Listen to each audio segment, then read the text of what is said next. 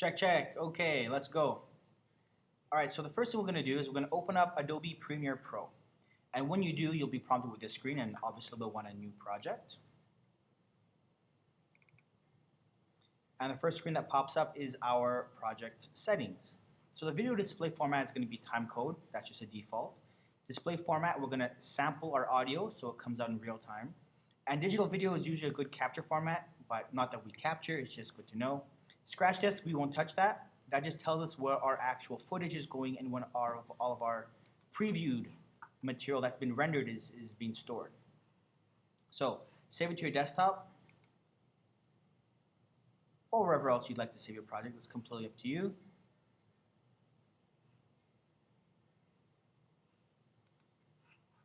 Okay, choose. I'm just going to call this tutorial. All right, so once we have our new file created, the project settings are going to come up with what kind of video settings we want to use for our sequences. Once it loads, okay, and here we are, our new sequence settings. So here we have a whole bunch of presets that basically tell us what kind of camera we're using, so it can determine based on those previous settings what format to use. So the format we're going to stick with is DV, digital video, NTSC, meaning North American Standard Compliancy, and standard 48 kilohertz, which is our normal sound bit rate. So click OK, and we'll begin editing. Now the first thing we need to do is import our video. And to do so, there are two ways. On a Mac, you can just drag it in, most likely on a PC as well. What I'm going to show you is the proper way. Go to File, scroll down to Import. Once I load, school computers, that's what you get. Okay, so File, scroll down to Import, and I'm going to select any video I want to use. And just before I started this tutorial, I created a sample video. Click Import. And now it's just going to parse the files, make sure everything's all good to go. And then it's going to plop it down into my browser. Okay, now each one of these windows is separate. Okay, and we can tell which window we're in based on the yellow highlight. So right now I'm in my source. Okay, this guy up here, it is the video, not symbol, the video window for our source footage. So if I double clicked onto this guy, it would actually pop up here. But I'm not going to do that just yet because it might lag the computer too much. So what I'll do is I'll go straight into editing. I'll click, drag my clip over, and plop it down. Now it's saying clip mismatch warning. I think my camera was set to widescreen, but I chose standard. So if I go to change sequence settings, it'll automatically set my window to widescreen. Aha. Okay, now here's my viewer just like in Flash. Now because I have nothing here, it's going to come up as black screen. So my project actually starts off with a good 3 seconds of black screen. Now the first thing I'm going to show you is if I right click the empty space, let me zoom in on that for you. To do that, you just press plus, but you have to make sure that your window is selected yellow, otherwise it will go to somewhere else. Okay, slightly different features than the PC, I imagine. I won't be showing you the ripple delete option. Instead, I will just drag it back to the beginning. Spacebar to play it back. And yes, it works. Hello, is there some sample footage so we can try playing with Premiere? Okay. So hopefully this is enough, and we'll talk to you later. And we'll pause to cut it. All right, so the first thing we're going to learn is to cut. A simple cut or a splice is a razor tool. Okay, shortcut key is C. Anything I don't want, I can just click, and if it highlights, this one's highlighted, I don't want this piece. So I'm going to go to my selection tool, select this back piece, and click delete. And there it goes. If I wanted it back, I could click back here and drag it back out, and it'll add it on. but I won't do that just yet. All right, so couple things. If I drop down my collapse and expand track option, I can see my sound wave. If I blow that up for you guys, you can see right around here, there's a little bit of a peak. Now, if I was louder, you'd probably see a lot higher peaks in there. If I zoom in up to the very tightest it can go, you might see a little bit of blips there. Oh, by the way, when you zoom in, you can go up to each frame. That's 30 frames a second. That's pretty small. Okay, so I'm going to play around with the cutting feature. I'm going to try to find my hello. Zoom in there, find my clip that I want.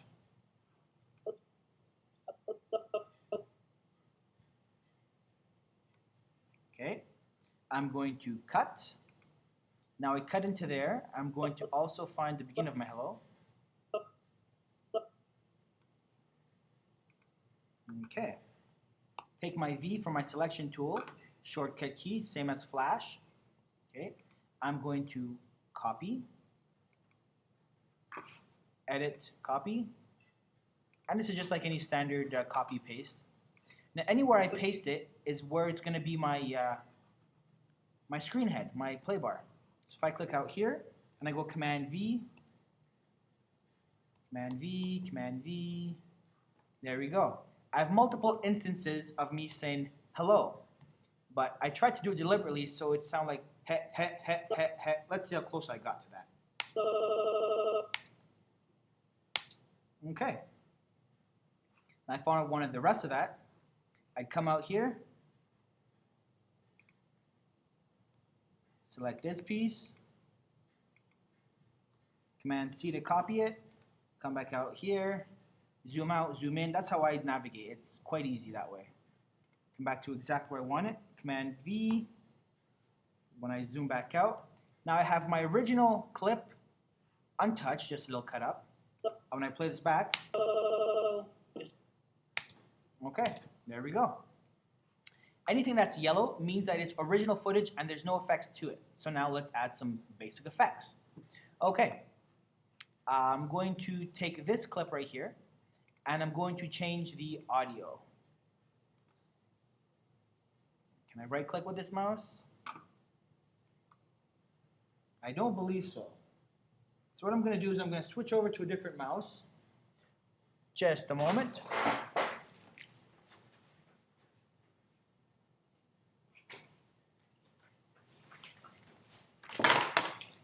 Okay, and we are back.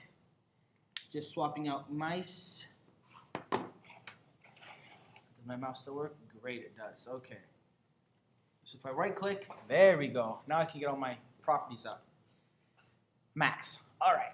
So if I go to speed and duration, that tells me how fast my clip is going to play.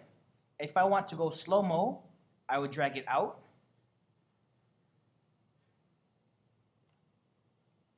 And if I wanted, well, let's just play it back, see what it sounds like.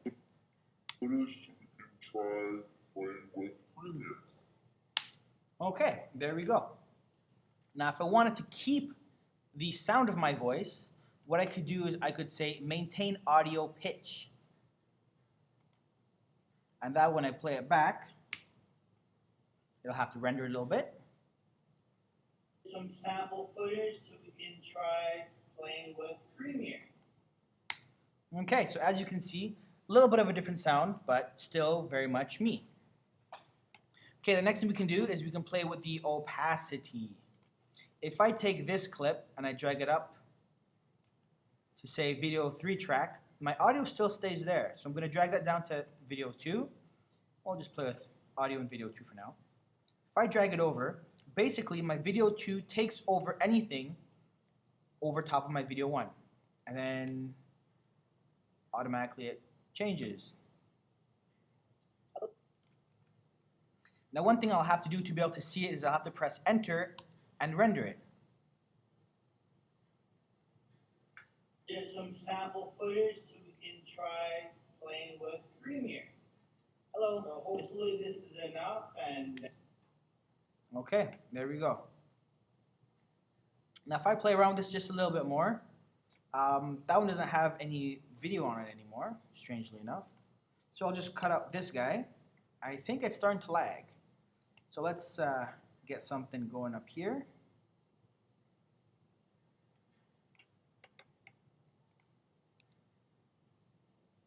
All right. So already you can see me playing with my eyebrows, and you can't see the original footage. But under our basic settings, and that's where this screen comes into play, we have something called effect controls. When you select effect controls, okay, you can actually change basic motion or transformations, the opacity, volume, and other items. But for now, these are just the basic effects, so go to opacity. Opacity is another word for visibility. When I drop down, it's saying it's at 100%. If I bring it down to say 30%, and I drag my playhead over here, you would be able to see two of my heads overlapping each other, essentially. Okay, but right now it's there's a little bit of a lag, so we'll forgive it for today. Now, if say I needed to go from 30% to 100% in, I don't know, from there to here, I could click on a keyframe, and then at that keyframe I'd say that's 100. 100, enter, and there it goes again. So from here it'll be at 30%. Because in my playhead, the first keyframe it found was 30%. And the second keyframe was 100. So if I scroll over in between here, you can see that it's climbing ever so slowly. And there we go. That's the magic of the keyframe. Motion, same thing. If in, I don't know, say the 5th second, I wanted it to be completely out of my screen, I'd find the 5th second, which I actually don't have, so I'll just lengthen this a little bit. And also, okay, by frame 5, I want it to be somewhere else. So I'm going to change my position. I'm going to anchor my position here and at the very beginning. Now, by doing it at the very beginning, I'm saying keep the original settings, keep it nice and centered.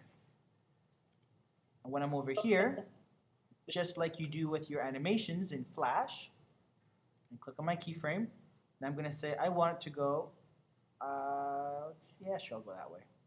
Completely off screen. So I'm going to keep dragging my cursor over until it goes off screen. Now from here, there we go. Hello, is there some?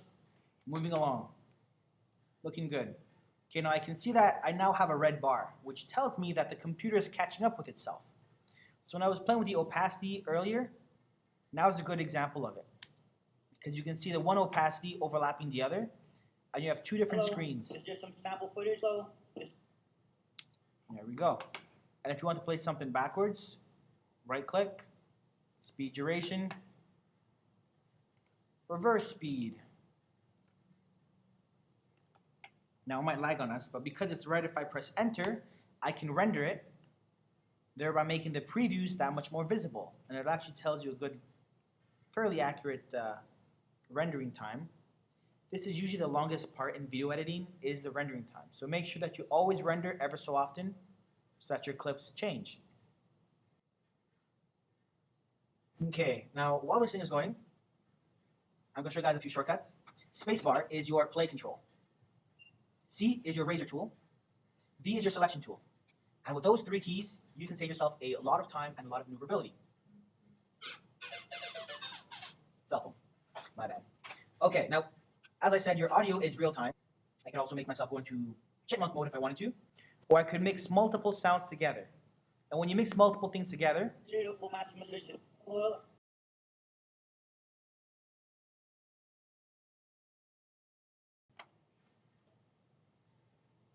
okay, moving forward.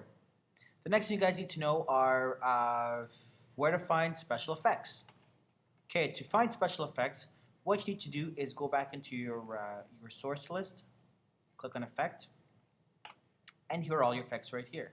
If you want to go to a video transition, say I'm doing a whole bunch of, I don't know, video pieces. Just right over that guy. Do a cube spin right about here. And it's still red, so I won't be able to see too much of it because it hasn't rendered. But if you drag it, you can see it does a little bit of a transition. There we go. Okay, what else can it do? Well, say you want to crop it. You just type in crop, find out exactly where it is, drag it in, and then you crop. Okay, so I'm in my clip, and right now I can see my opacity's changed, but if I want to change my crop, what I'll do is I'll first turn it on. So first here I'm at 0%, so I'll go to left. Actually no, I'll drag it out first. So I'll say there it's perfectly fine, and then here I'll start cropping. So I'll just turn it on, and then here I will make another keyframe and have it cropped, say, that much, 32%, sure. Come back to my original, more or less, where it's down to 0. There we go. Go to my right crop, it's at 0, come over here. Put another one, and at this point I'm going to put this one at 32%. Press enter, and now it's cropped. But it's going to be moving in towards the center. Now you see how my head isn't exactly centered. What I can do then is change the motion. Click on motion. No, not that way. That's my Y coordinate. I'll go this way. So now when I check out my crop, my close. Nope, I gotta go over a bit more.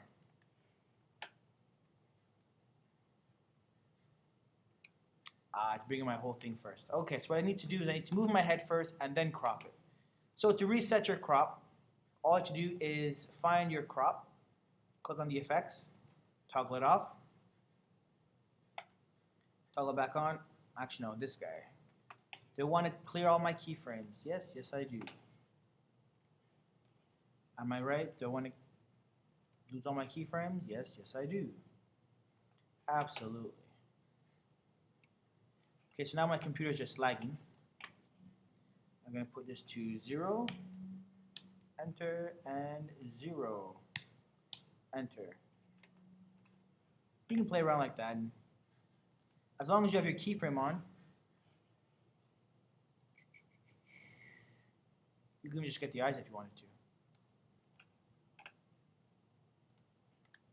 And if you wanted something else, like say black and white, type in gray. Does that give me anything? Nope. Black. There we go. I can do a dip to black for a transition, or I can just go black and white. Drag it on top. Then magically, my black and white effect comes down in here. If I don't like my black and white effect, I can toggle it off. Now the black and white doesn't have any effects to change, but if you wanted to, you could always go back into, say, a color change, like say, image control. Oh, right. In order to get off of the black and white, just clear your search. There we go. Video effects. So if I go to color correction, change color. Now I'm not very good at this part, but if I took off my black and white, there we go, and I go into, let me just take these down. There we go. Black and white. Okay. So I can change my, let's say, hue transformation. Right there it's at 0, and over here let's make it something else, just because we can.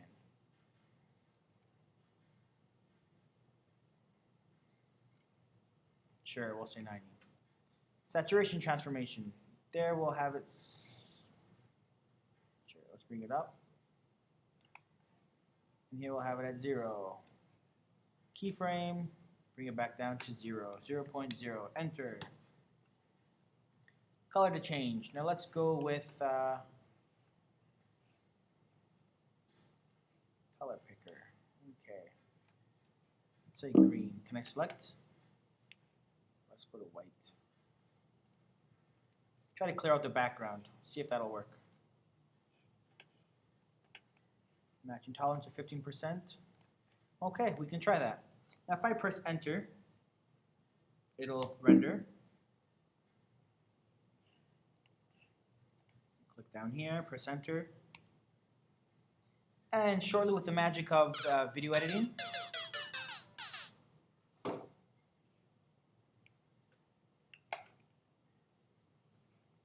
okay, so I just canceled off my rendering because all I need is the first part to be green, and that works. Also, the last bit I forgot to show you guys is the ripple effect, ripple delete. If you right click in a void with a PC mouse at the very least, and you click ripple delete, it'll bring everything back to the void, or from the void up to that very last point where it touches something. So that's a good way of editing and rippling back all the blank spaces that you have. So let's take a quick look at the final product.